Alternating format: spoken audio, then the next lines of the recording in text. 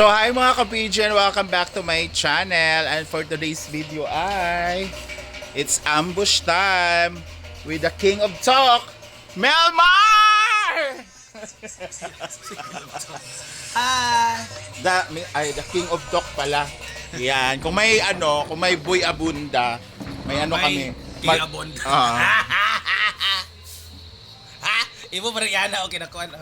Ano naman na siya. Ay mo ba? Dito siya magkasaka niya. So ayan, Hello! for today's video, ito yung pangatlo kong upload ngayon. Hello pa, Boba. Kailangan kasi, request kasi nila, lahat daw ng i-say daw, i-ambush. Ah, okay. Para Si Rhea interview. Si Rhea na-ambush ko na rin yan. Tapos si Argel. Tapos gusto nila yung Miss Universe 1981 daw. Hello! Ayan. Thank you for your request. So my first question is, Oh, yes. how are you? Hi, may hapo. Uy! Ikaw na. Bog Taller. Aman Silver. Datogs na. Hello guys, I'm fine. Physically, mentally, and emotionally. I'm Not fine. financially. Financially, no. A big no. Lahat naman. Lagi. Ay, may bisita din po kami, ang Maldita dito. Sa pinakamaldita sa farm. So, my second question is, kumusta na ang pagpa-vlog? Still fighting kahit na basta na mag-give up. Hindi nga nakaaya ang bihas. Ano bang, Engagement. Still fighting. Saan ka ba nakafocus ngayon? FB or YouTube? YouTube. YouTube talaga. Mas malaki si YouTube kaysa Meta. Totoo. Sa Blue App. Si Red App ang malakas kaysa Blue App. Si Rhea kasi tinanong ko kung magkano na yung sahod reveal. Nagsabi siya, ikaw. Siya ang pinakamalaki sa... Ikaw, magkano yung sinasahod ni Maring Mar Hall na ha? I won't tell the exact amount, pero ranges na lang nasa mga 15 to 20 Per month. K per month. Sa ano yon? Dalawa na yon. Dalawa na, lahat na 'yon. So that's it. Pero yun naman ang yun naman ang target ko kasi my bills is 8,000 per month.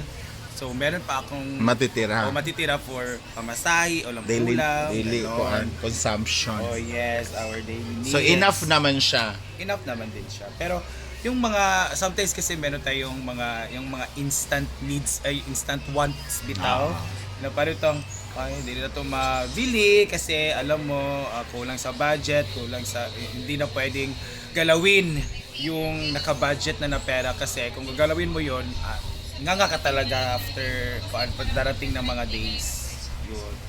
Yun lang, kaya kung may mga wants, needs muna before wants. Baby! Nya. Interview kini mga galaway-laway. Ay. Okay. Next question. Diskarte o diploma? Diskarte kasi based on my experience, hindi kasi ako nakapagtapos ng pag-aaral.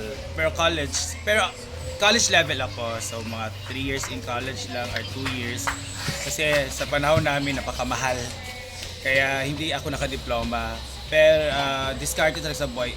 Ganito siya. Sa buhay kasi, if you want to live, if you want to survive, you need to have this diskarte. But if you want to change your status in life, diploma talaga. Kasi kapag may diploma ka, you can a lot of opportunities, mga big opportunities abroad, ganito, mga trabaho, no?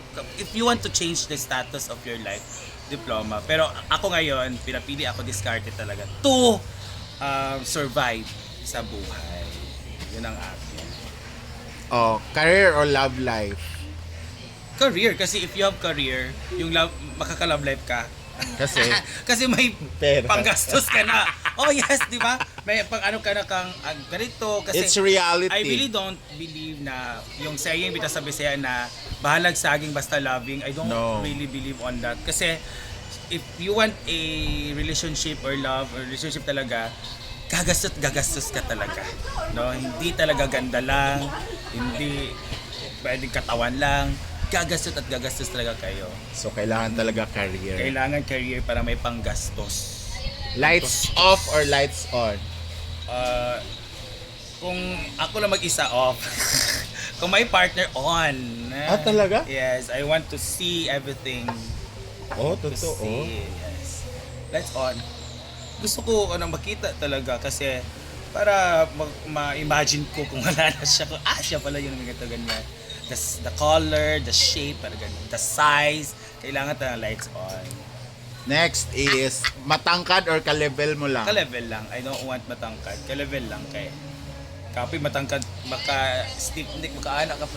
Sige, kag tanaw sa'yo, maka-anak ka ba? Firm. So, ka-level lang. Chubby or chunky?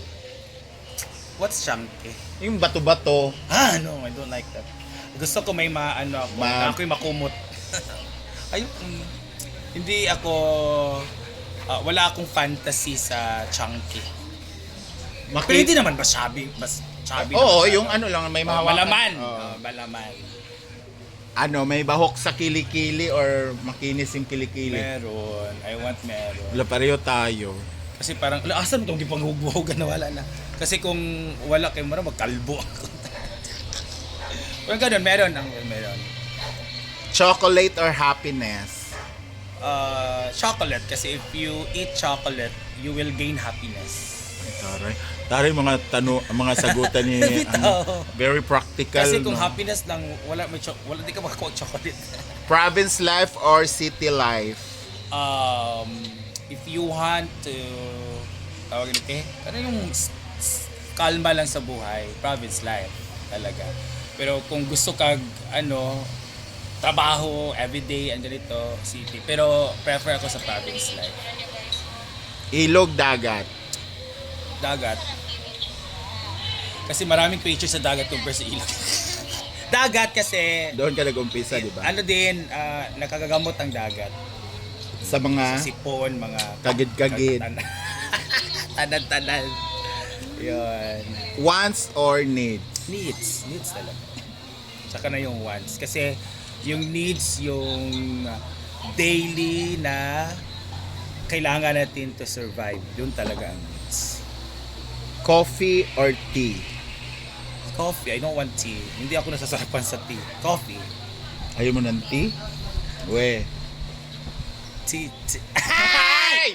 Basta ba, i-double to ang tea. Sure ka? Tea ka talaga? Ay, coffee. Usa, literal nga coffee ha. Afam or Pinoy? Pinoy. Kasi if nanonood ako ng video, doon talaga ako sa Pinoy. Kasi wala akong sakuan sa AFAM. Pinoy talaga. As a gay, may bala ka bang magkaroon ng anak in the future? Ngayon, depende kasi yan sa state of mind. Ngayon, wala pa. Wala akong balak. Pero siguro, kasi I have a lot of friends na mga bakla na nag-asawa na sila in the age of 40s, in the age of ganito. Kasi iba na daw yung mindset pag nasa ganong age ka na. So, ako currently, yung ang state ng, ang ano ko, hindi pa, ayaw ko pa. Ayaw ko. Magkaroon ng sariling pamilya. Magkaroon ka ng karelasyon, lalaki o tomboy? So, Ay, hindi, lalaki. Bisexual or tomboy? Bakit option nasa option ang tumboy? Siyempre, a lot of gays now. Oh, yeah. Meron, Diba? meron talaga na mga loveys. Bisexual ako kasi, what's the use? Kasi, yung fantasy ko nasa, kapwa. Gusto ko talaga tomboy. Oo. ba? Sa ngayon talaga cravings ko tomboy. Ang raming tomboy kahapon sa amin. Gusto ko tatlong kasing- grupo sila. Gusto ko kasing ma-try yung finger foods. Ginawa ka. Oo, yun. Ano ba? Nadi kay fantasy ko day sa tomboy. Pickleball, volleyball. Volleyball is life talaga. Talaga. Yeah, pickleball is just buwan sa oras, ganyan, pampalipas oras. Focus ako sa volleyball. Kung kung time will come na merong mag-invite sa akin mag-pickleball o mag-volleyball, doon ako sa volleyball talaga. Barko, bangka. Bangka. Kasi I want solo kaysa malakihan. Charot lang. Bangka kasi para siyang may privacy ba nga. Kung magbangka ka, ikaw lang mag-isa, so you can have your privacy compared to barko na maraming tao, crowded, parang ganun. Bangka. Okay, last question.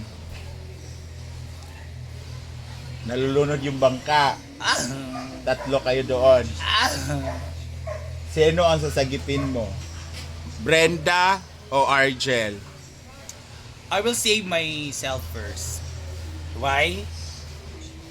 Ay, sa dalawa lang ba? Oh. I will save myself first because I can't save others if hindi ko isasalba yung sarili ko. But after saving myself, kung sino ba ang wala akong isi-save sa kanila. Alam nyo bakit? Because I know Brenda and Argel are very competitive. They can save their own lives, no? Marunong silang lumangoy. So wala akong sasagipin because sasagipin nila yung mga sarili nila. And I know na kapag malunod yung bangka, kami ng tatlo, we will save ourselves. So makakasurvive kami tatlo. Ang galing magsagot ni no? King of Talk. Isa pa, kung pipili ako, magmahay mo yung isa. Kasi ba yung magmahay, magtampo, magalit. So wala na ako i-save kasi they can save themselves naman. Ayan. So thank you so much ang ating na-ambush ngayong araw na ito. Walang iba, the King of Talk, the Miss Universe 1981, ang pinakamaganda sa buong social climbers. Walang iba ang nag-iisa, Maring Mar. Ang pinakamaganda. Totoo. Walang bahid ng kapangitan. Thank you so much for your time. Thank you, Gwen, for the interview. Ayan. Thank you so much mga ka-PJ and see you on my next vlog. Bye.